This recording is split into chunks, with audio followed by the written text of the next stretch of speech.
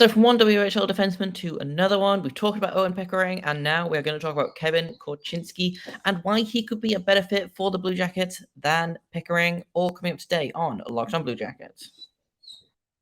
Locked On Blue Jackets, your daily podcast on the Columbus Blue Jackets, part of the Locked On Podcast Network. Your team every day.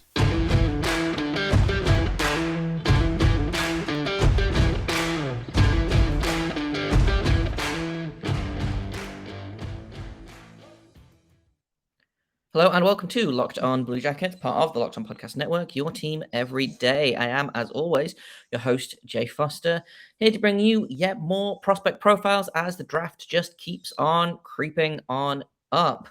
Before we get started, I want to thank everyone for making this your first listen of the day. Locked On Blue Jackets is free and available on all podcast platforms and also on YouTube. So, if you're not watching on YouTube, then maybe you should be, and there may be a small dog cameo in this episode. Who knows? Today we're going to be talking about Kevin Korchinski. We are continuing our prospect profiles today with Kevin Korchinski. I spoke to WHL scout Joel Henderson, who works with FC Hockey and Puck Preps, and he had lots of really cool things to say about Kevin Korchinski. So I'll just get right on into it. So we've looked at some players from Russia, we've looked at some players from the OHL, we've looked at players from the NCAA. So I thought, let's go across and look at maybe a couple more guys from the WHL. And I have got WHL scout Joel Henderson here to talk about a couple of guys that I am super interested in, super excited by, and one guy that I think is going to be kind of a sleeper hit in the draft. But let's start off with Kevin Korchinski. Joel, what can you tell me about Korchinski as a player? So Kevin Korchinski is he's a terrific two-way guy that leads way more on risky style of offense. His best available traits are the power that he gets in like each individual stride, which means that if he can put a few strides together with power, he can get going very quickly and cover a lot of ground. Which means that his turns are powerful, his skating's powerful, his adjustments are powerful. It's just that's kind of the way that he moves, and then he's a guy with very, very, very good puck control, and so he will kind of try to strategically break down his outlets and break down his passing angles in order to bank pass off the boards to a stick, in order to slip pass through feet. Like he tries a lot of really, really fun, risky things that most guys don't try because they don't really see them as an option. But he kind of breaks down defensive coverage, which means that when everything's working for and everything's really well, he's a powerful skater moving up to jump up the rush. He can really step in to shoot with power from the blue line. He can transition very effectively to his centerman and to his winger for outlets, and he's someone who can really get play moving very well in the opposite direction.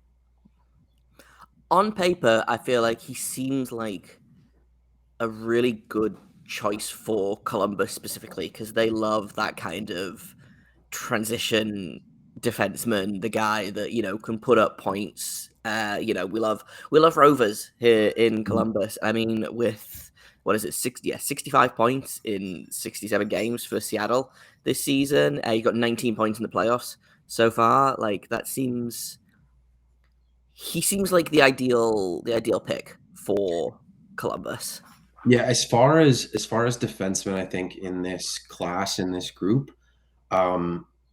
Kevin is, once again, because of his strong slap shot, his size, the fact that he's got good size and good power. There's a few elements of his that some of the other defensemen don't necessarily have. The fluidity of his glide, the power that he gets in his skating, and then just he's a very smart player.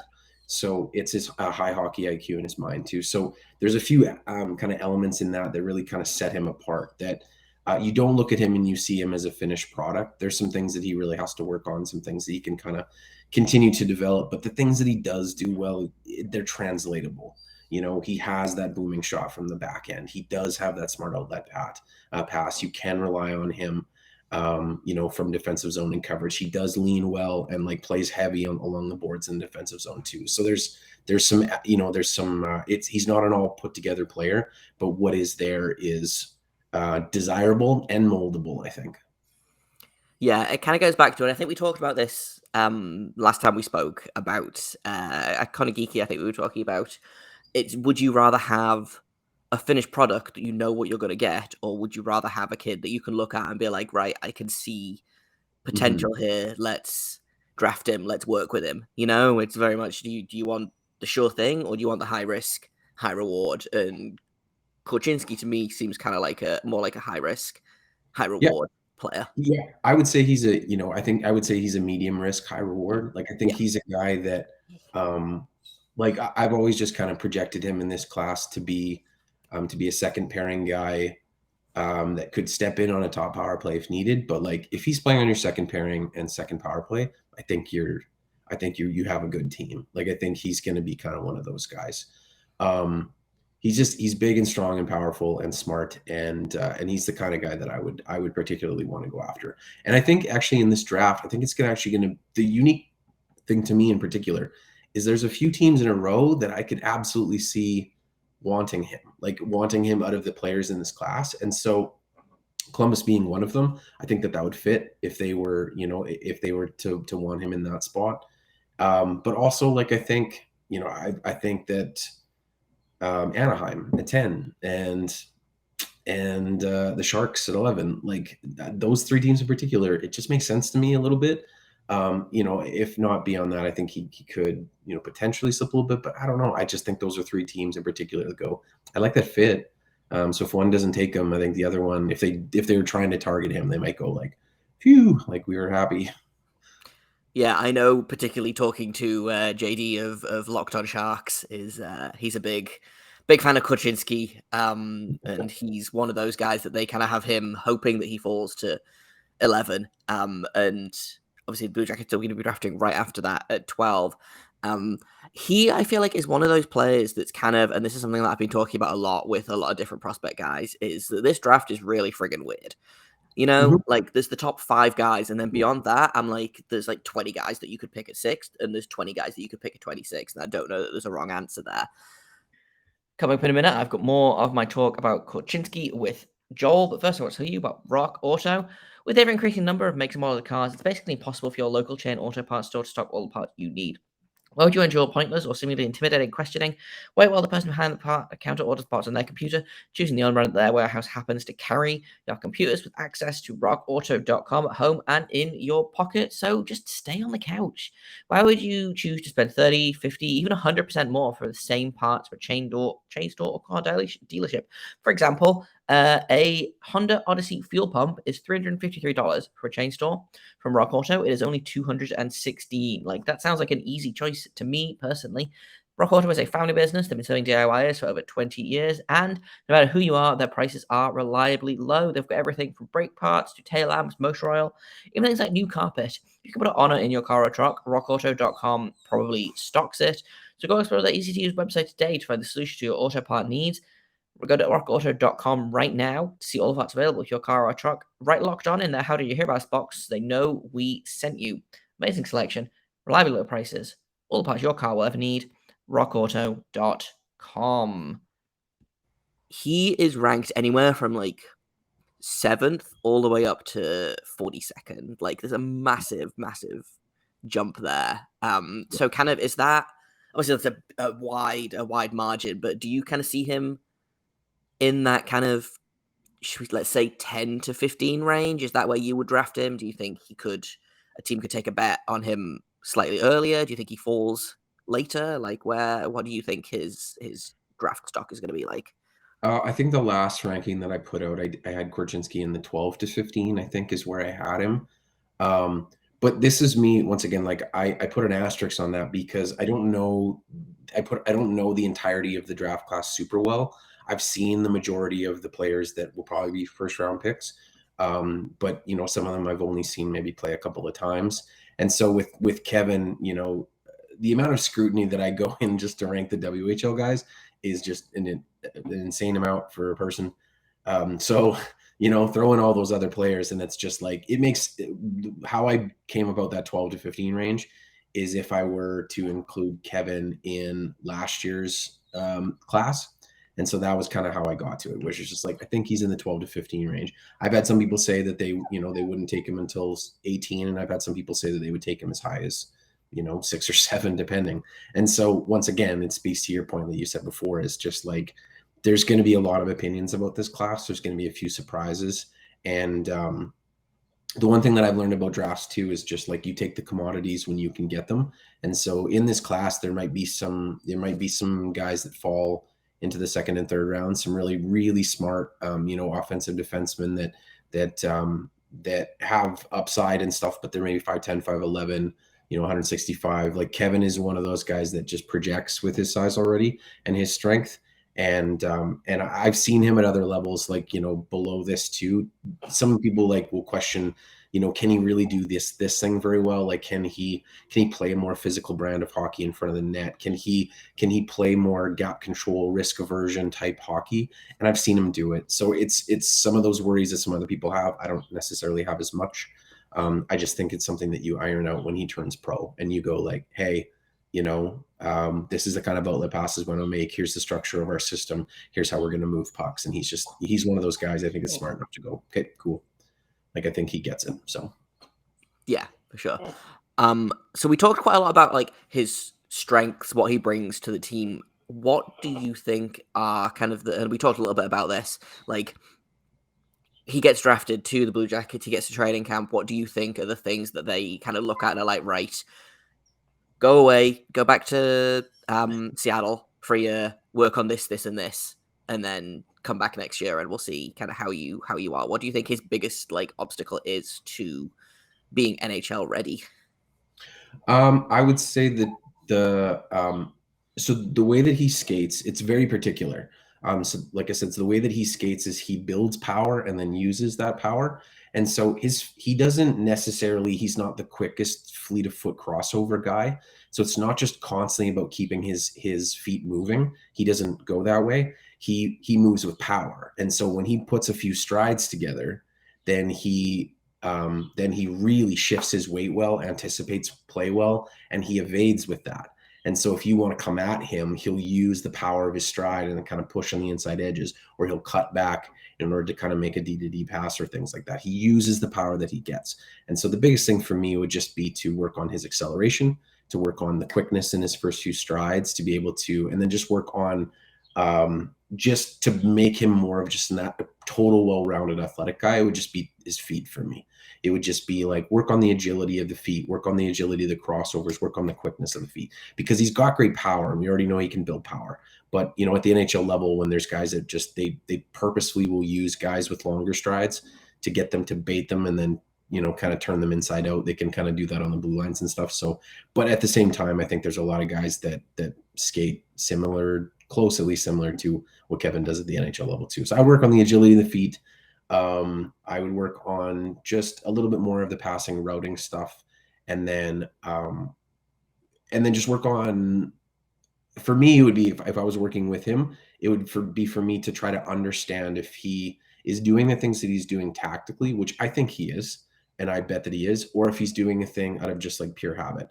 Because there's some people that think he shoots he shoots in the wrong situations or he does certain things, but I don't think so. I just think it's the way that Seattle runs their offense. So it's just the particulars of that. But I just think he's a guy that just continues to work on the things that he works on. And Seattle next year is going to lose two of their top playmakers in Henrik Rybensky and Lucas Svejkovsky. And so the team's going to be built a bit different. So I wouldn't be shocked if Seattle really tries to get Korchinski to really push up the tempo even more than he is. Yeah, for sure. He's a really intriguing player. I have so we've been doing a mock draft for the Locked On 1 to 16, I think we did, and he was the guy that I definitely had my eye on for that 12th overall spot. But I feel like there's maybe, like I said, I think there's probably 8 or 9 guys that could go there. I feel like every single GM has a different draft board for players, so it's really difficult. It's getting really difficult to predict once you get past maybe 8 what's going to happen, because it could be one of so many different guys. I do want to talk a little bit about, now, since we're talking about the Thunderbirds. You mentioned, teammates and stuff. Obviously, oh my god, I've just gone completely blank on his name. Obviously Samuel Knazko Oh yeah. plays for Seattle, so I was wondering if we could do just a quick check in on him again. Very different to Korchinski, I think. Yeah. But a very Yeah. fun player to watch. Yeah. Blue Jackets prospects. I was wondering if you could give us a quick check in on Knazko. Sure. I think he's been particularly good in the playoffs. He's one of those guys he's a really calming presence when he's on the ice. He never really rushes things. He never really rushes his decisions. He sees pressure coming. He can evade it both with his stick and his feet. He's got the size. He's got, the diligence. There's a lot of things that he's such a well-rounded player and smart that he controls tempo and he settles the play down. And especially for Seattle, who has a couple of more, like Korchinski and Jeremy Hansel, sometimes like they'll take a bit of that risk. Knazko is one of those players that just kind of settles down for the rest of them, and so he plays in those zones. He doesn't take any poor penalties. He's one of those guys that I think he's fit in really well with that roster, to the point where like I think they would be hurting if they didn't have him. I like his play a lot. Every time you watch him play, he'll do a couple of things when you just go nice, smart, and that's kind of just. Yeah, that's how I feel about him in general. Nice, smart. Yeah, I feel like I've watched bits and pieces of the Thunderbirds play this season, kind of when I can, because I can only pay attention to so many leagues at once, But I try to check in with my guys when I can. But I feel like whenever he's on the ice, I'm like, it'll be fine, I don't worry when he's on the ice in the same way that like even some of the NHL guys that I watch, if they get on the ice, I'm like, oh. But I feel like he's just a really, like you said, just a really calming presence, and I'm never worried. In a minute, I've got the end of my conversation about Korchinski with Joel. But first, I want to tell you about BetOnline.net. It is your number one source for all your betting stats and sports information.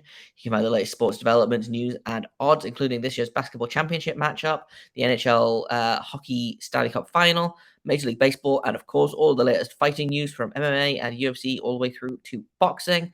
The Stanley Cup final starts tonight. So if you want to put some money on whether Colorado is going to win, or Tampa is going to win, or who's going to score the first goal, or who's going to score the most goals, or who's going to win the Conn Smythe, BetOnline.net has you covered for all of those and more. They are your continued source for all your sporting wagering information, including live betting, esports, and more. Head to the website today or use your mobile device to learn more about the trends and action, because BetOnline is where the game starts. Well, I've because of their long playoff run and because of some of the particular guys on their team, like, they have Korchinski and they have about 2 or 3 more guys who like might be drafted off that team too. And so, I would assume that the 3 of them at least, and then kind of go from there. But they've got a ton of draft eligibles. So they're still kind of a little younger as a team. And then getting having Henrik Rybinski, and I was a big fan of him. And so when Henrik didn't get signed for his entry level and got put back in and then got signed to someone else, I was like, yeah, because Henrik was someone that I kind of championed before, and Lucas Sveikovsky was someone that I was a big fan of. And so it was just the totality of this team is just a lot of storylines that really draw me in naturally. Guys where people go, because Korchinski for a long time was everyone thought was an end of the second round pick. And I was like, no, he's better than that. And so I kind of had to, I felt like I was saying his name more than most, just to be like kind of reminding people like, no, you should pay attention to this guy. And then there's some other guys too where it just ended up being that story. So like in Knazko's one of them where you can't help but cheer for them. So I put out a thing earlier, which was like when them and Edmonton got into the last finals, it was or when they got into the finals here, it was just like people were like, who do you think is going to win? And I was like, it's probably going to be Edmonton in 6. Like that's what my head says. But my heart says Seattle in 7. So, we'll see.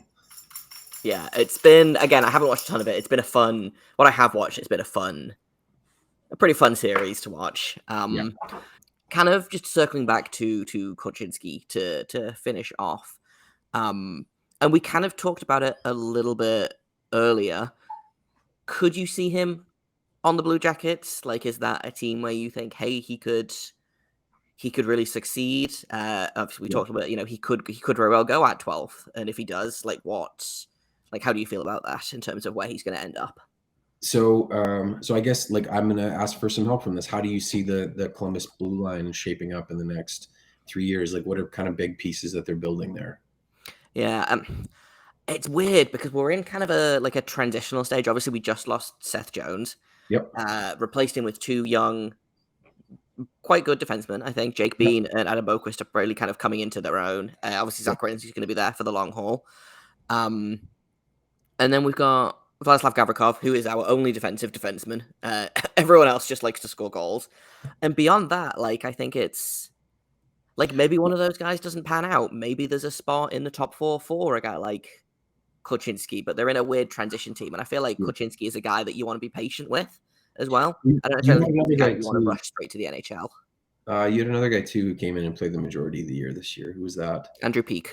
Peak. Yeah. Yeah. So I Yeah, I he like was that too. fine. He played a lot of minutes because everyone on the blue line was dead at one point or another in the season. I don't necessarily know that he's part of the future, like long term, but he was a good gap filler this season. Yeah. So I guess here's how I would say that thinking about that roster and the way that it is, I like Korchinski, but because he is more lean offensive, because he is a little more risky, you could mold him to be more two ways in the same way that like, would you call Zach Werenski a two-way defenseman or would you call him offensive leaning? I would call him offensive. He So got a that's chance to kind of be a little bit more defensive this season, but that's because he kind of had to be because no one else on the team was playing defense.